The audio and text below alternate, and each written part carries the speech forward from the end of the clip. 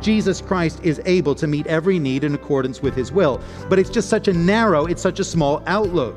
It's such a limiting perspective. You see, Jesus hasn't simply come to put a Band-Aid on my ouchie of the moment. No, he has come to make all things new. He has come to restore me and to remake me. And while he's at it, he has come to renew the heavens and to remake the earth. Welcome to Encounter the Truth with Jonathan Griffiths. I'm Steve Hiller and glad you're with us. And Jonathan, man, I so appreciate the fact that you're tackling this topic today, because I think sometimes our view of Jesus is so small. Because we have these finite minds, we cannot understand who Jesus truly is, all that he's come to do. When you say he's come to make us new as individuals, what do you actually mean by that? Well, as we look at these wonderful accounts of the miracles that Jesus performs in the gospel, we see him undertaking these various healing miracles and the feeding miracles, and they're striking and they're dramatic and they're impressive, but we stand back and we say, what is the point of all this? What is Jesus communicating? And I think as we take them together cumulatively and look at the whole picture of what Jesus is doing, we see that these are foretastes and indications of the grand salvation scheme of Jesus, which includes remaking us and remaking the heavens and remaking the earth. And all that tells us, all that comes together to say to us that the salvation plan of Jesus and the salvation scheme of Jesus is operating on a much bigger scale than we might imagine. We come to him with our concern of the moment, not that those are insignificant, our need of the moment, not that our needs are insignificant, but we come to him sometimes with a fairly finite and focused need, and we discover that Jesus offers us a salvation that is far more comprehensive than perhaps we knew we needed. Well, let's continue to look at that today from the book of Matthew. We're in chapter 15 as we focus on verses 29 to 39. With a message called The God Who Makes All Things New. Here is Jonathan. I'd like to begin this morning by asking you, how significant do you think is the message of Jesus Christ? How far-reaching do you imagine is the impact of his work? How wide and how deep is his salvation? Our answer to those very important questions will have a profound effect for each one of us on how it is we respond to Jesus, on what it is we make of him. You see, if you imagine that Jesus and his message are of little or no significance, you will, of course, ignore him entirely. That will be more or less the only rational thing for you to do. If you imagine that Jesus is of some significance, an interesting figure of history, a charming teacher of benign wisdom, you might take a polite interest in Jesus Christ, but little more.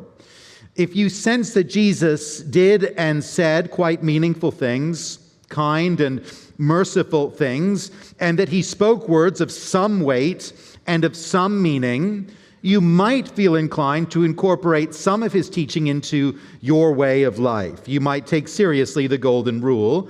You might emulate, if you can, the Good Samaritan.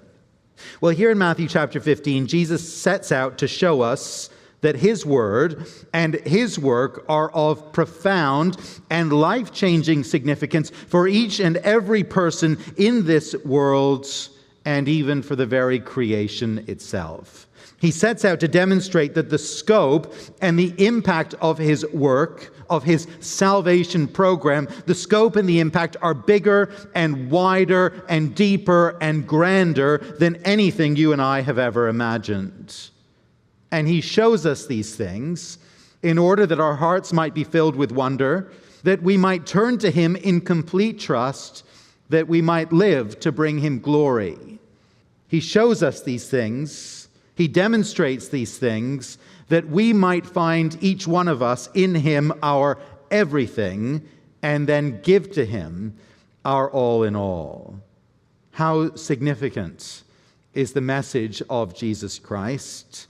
How far-reaching is the impact of his work? How wide and how deep is his salvation? In our verses today, and in the two episodes that they recount, we discover that Jesus achieves a comprehensive restoration, and he issues a comprehensive invitation. We start with the first of those, a comprehensive restoration. Notice with me again what takes place here. Jesus went on from there, walking beside the Sea of Galilee. He goes up on the mountain, he sits down. Great crowds come to him. And they bring with them, we read, the lame, the blind, the crippled, the mute, and many others. They come and they put these people at his feet. And we read, he healed them so that the crowd wondered. Now, in these opening verses of our passage, we find a very, very compact summary of some very, very marvelous events. But we mustn't be fooled by the brevity of this account. This is actually one of the most comprehensive accounts anywhere of the sheer variety of Jesus' healing miracles. Just consider it with me. Great crowds have come to Jesus. This is a large number of people. Lots and lots of people. Gentiles, it becomes clear. Jesus has been ministering in Gentile territory in this chapter. He's just been engaging with the Canaanite woman who approached him, if you remember, in desperation concerning her daughter. We'll return to think more about that incident in a few moments. But news then of the miracle of that deliverance, the deliverance of the daughter, word is spread. Jesus has traveled now back down south to the Sea of Galilee. But he travels down now the far side of the Sea of Galilee, the east side, not the western side, which is Jewish territory, but the more remote eastern side. He's in a desolate place, as Jesus describes it in verse 33. He's in Gentile territory. With the news out of this deliverance, now come the crowds, and they come with needs. They come with a plethora of needs. The hillside has now become the most busy emergency department in the whole of the ancient Near East on this day. There is hope of healing. Word keeps spreading. Expectation is rising, and the people, they are coming in their droves to Jesus Christ. And we see here the full litany of ailments: the lame, the blind, the crippled, the mute, many other people. All these people, they're brought to Jesus. They're put at his feet, we're told. What's he going to do with them?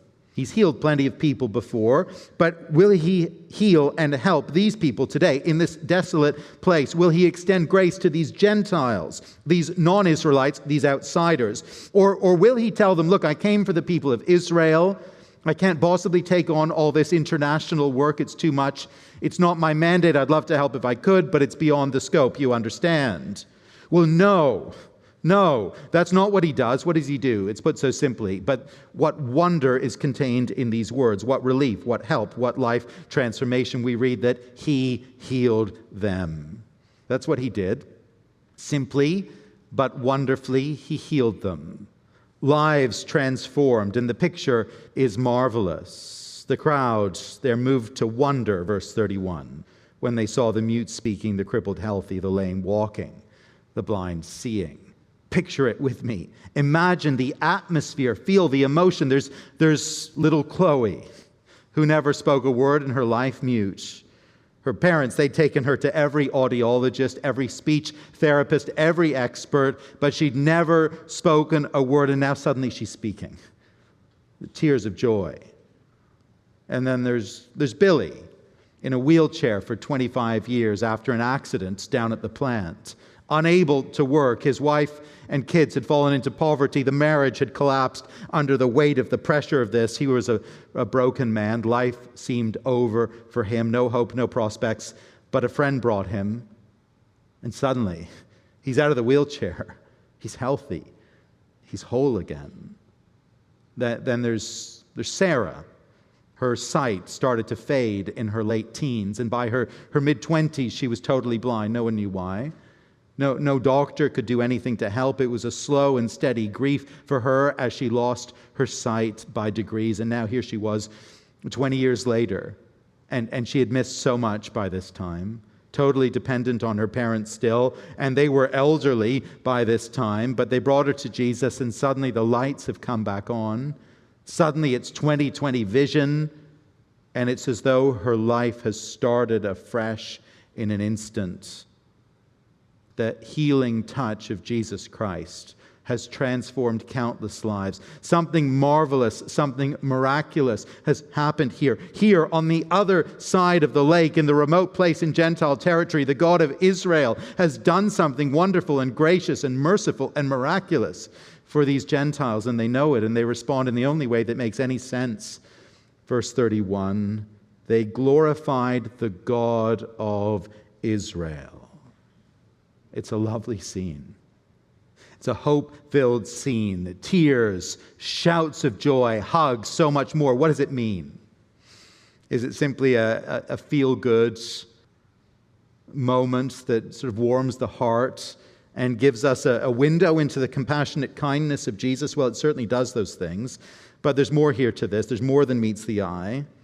This is a very compact summary of a diverse set of healing miracles. It's marvelous and remarkable what takes place here. But to the ear trained to hear the echoes of the Old Testament scriptures, it's making a very, very big point. Jesus is making a very significant point, and Matthew has been very careful in the way he has recorded it for us. When we hear of the lame, the blind, the crippled, and the mute being healed, we are meant to think of one of the very great promises of the Old Testament, a promise that speaks of the coming messianic age, the age of salvation, the age of rescue, the age of restoration. Listen to these words from the prophet Isaiah, from chapter 35, verses 4 and 5. Listen to this promise which is recorded for us in Isaiah 35 concerning the messianic age. The prophet writes this, moved by the Spirit of God. Then the eyes of the blind shall be opened, and the ears of the deaf unstopped. Then shall the lame man leap like a deer, and the tongue of the mute sing for joy. 800 years earlier, in Isaiah 35, the prophet spoke of a day when the Lord would come to save his people, to restore his people, to bring them home. And when he does that, the prophet says, nature itself will be restored. The broken and forlorn natural order will spring to glorious life. Then the fallen world will be made new. Let me read to you actually the opening verses of that chapter, Isaiah 35. Notice just how it starts. Listen to how the chapter starts, the great promise, the great vision. Verse 1, the wilderness and the dry land shall be glad. The desert shall rejoice and blossom like the crocus. It shall blossom abundantly and rejoice with joy and singing. That's how the chapter starts, the prophecy. Nature restored, the world made new. And as part of this grand restoration in what is, we are told, a desolate place, the sick and the diseased and the disabled are made whole. See, the Bible points us forward to a time when the Lord will usher in a new heaven and a new earth. The creation itself will be remade, and the gray, bleak brokenness of the fall will be less than a memory for the saved people of God. You're listening to Encounter the Truth with Jonathan Griffiths, and we're going to pause right here. Stay tuned, though. We'll get back to the message in just a moment. Our message is called The God Who Makes All Things New, and that is certainly one of the things that God does. But do you know other attributes about God? Do we know what it means for God to be omnipotent, omnipresent, omniscient, as well as so many other characteristics and attributes about God? Well, Jonathan has written a brand new book all about God alone. It's about his unique attributes and how knowing them changes us. Jonathan shows us how God alone can transform us at a root level. And with his pastoral heart, he shows us the character of God in all of his beauty, all of his goodness. We'd love to send you a copy of Jonathan's new book, God Alone, as our way of saying thank you for your financial support this month. We're able to bring you Jonathan's teaching each day, online, on the radio, or through the app because of your generosity. So as you give a gift of support, we want to say thank you by sending you the brand new book, God Alone. You can find out more or give online at encounterthetruth.org or call us at 833-998-7884. Again, the website is encounterthetruth.org, and our phone number is 833-99-TRUTH. Well, if you did join us late, we're in Matthew 15. Let's get back to the message. Here is Jonathan. I recently spent some time out in the Rockies. I was there for a ministry conference, and a few days before that, I was in Prince Edward Island on the Atlantic coast. And when you're standing before the Rockies in Banff in Alberta, if you've done that, pausing to sort of regain your breath at the beauty of the sight, or as you're watching the rolling fields of Prince Edward Island tumble into the grassy dunes and then descend to the red sandy beaches, in the moment, as you take in these very beautiful scenes, this creation, this present creation, it doesn't seem all that bad. It seems pretty good. But if by contrast, you drive by a landfill site overflowing with waste, or you see a home devastated by a hurricane, or you gaze into the slurry pit next to a chemical plant, or you visit a crowded slum with no sanitation, in those moments you know full well that things are not right in this world, that the creation is broken, that it is indeed under judgment, as the Bible tells us, for humanity's sin. And as the Lord Jesus Christ, in his earthly ministry, goes about restoring broken and maimed bodies here in Matthew 15, as he graciously undoes the ravages of the fall, he is signaling to us that he is the promised Messiah, indeed the Lord God himself, who has come to make all things new. His business is, it's not to heal 5 or 6 or 7 or 70 or 80 or 100 people in a limited display of his power. No, his purpose is to signal that he is the one who will indeed remake all things. He is the God of the coming new creation. He is saying to us, he is signaling to us that his purpose and his plan and his saving power are greater and wider and deeper and higher than you and I can possibly imagine. Friends, I'm just so conscious that it is our tendency to have a small view of the saving program of Jesus Christ, of his plans and his intentions, of the implications of his work. We tend to, all of us, I think, we tend to approach Jesus Christ from the vantage point of our personal concerns, which is not surprising and not always wrong, but it's limiting. It's narrow. We tend to think, I've got my particular need at the moment, health, finance, relational need, whatever it is, and maybe Jesus Christ, is the guy that can do something about it. I've tried some other things. I've tried self-help. Maybe now I'll try Jesus help. I'll try a little dose of religion, a little dash of Christianity, and so I come to church, I come to Jesus hoping that he can meet my needs. And of course, Jesus Christ is able to meet every need in accordance with his will. But it's just such it's such a small outlook. It's such a limiting perspective. You see, Jesus hasn't simply come to put a Band-Aid on my ouchie of the moment.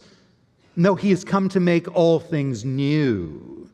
He has come to restore me and to remake me. And while he's at it, he has come to renew the heavens and to remake the earth.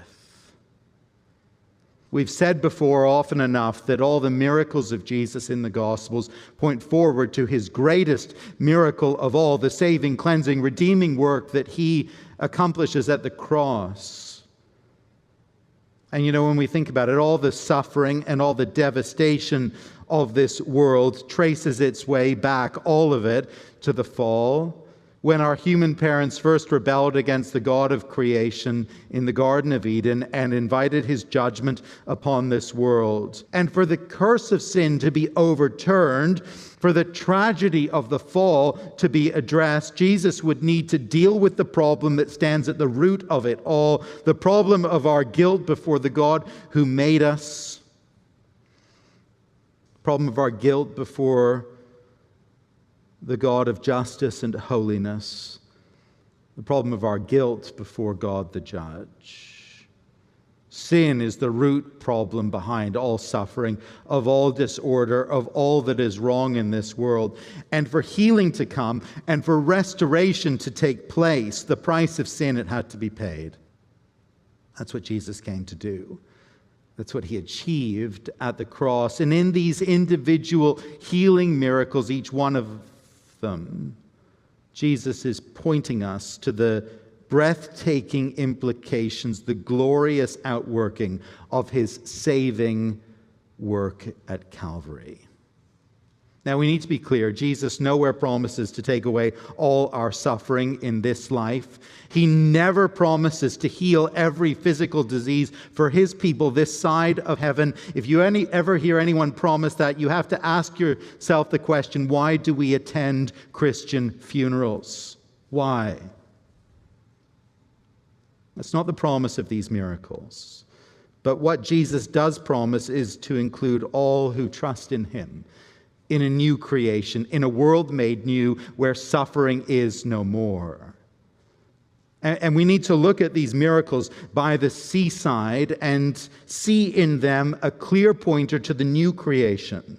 We look at this scene by the hillside, this marvelous scene, and we cling to that hope. We need to rejoice together. We've got to rejoice together in the promise of a day when believers who suffer disability, blindness, infirmity, lack of speech, physical affliction, in a day when all that will be undone.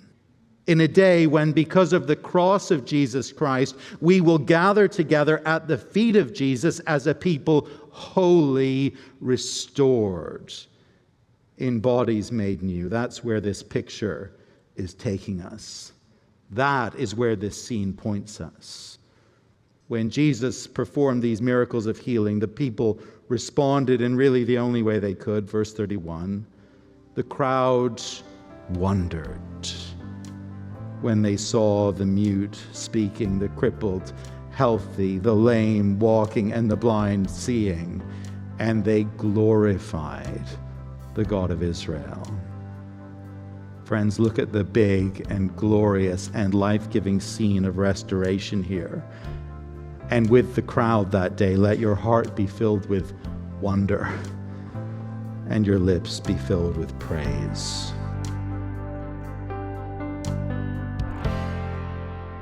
Jonathan Griffiths here on Encounter the Truth, and a message called The God Who Makes All Things New. Now, we have to pause here, but we'll continue on our next broadcast. Maybe you can't be by your radio next time Jonathan's program is on. Well, you don't have to miss. You can always come and listen online. Our website is encounterthetruth.org, and you can stream the program or download an MP3 for free. You can also listen through the Encounter the Truth app, which you'll find at your app store. It's free. Simply search for Encounter the Truth. Well, we're able to bring you Jonathan's teaching on this station each day because of your generosity. We are listener-supported, and as you give a gift of any amount this month, we want to say thank you by sending you Jonathan's new book. It's called God Alone, His Unique Attributes and How Knowing Them Changes Us. So there's a question built into that title right there, Jonathan. How does knowing God's attributes change us?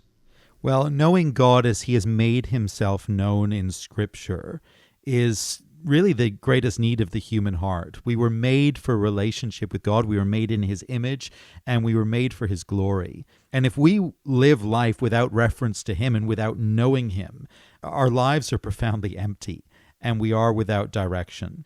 But of course, learning who God is and what he is like, learning who he is in himself, that has profound effects for the practicalities of our lives. Because if we shape our lives and the priorities of our lives around him, then we will find that we are living for something beyond ourselves. We are living for his glory and his honor. We are living in trust of him. We learn what true faith is because we have faith in the God who is all-powerful and all-knowing, the God who is eternal, the God who is truly glorious. So if we are to live rightly in this world, and if we are to live properly as disciples of Jesus Christ, as worshipers of God, we've got to know who God is. And that's what this book is all about. Well, we would love to send you a copy of this book as our way of saying thank you for supporting this ministry financially. You can give a gift right now by going to our website, encounterthetruth.org, or call us at 833-998-7884.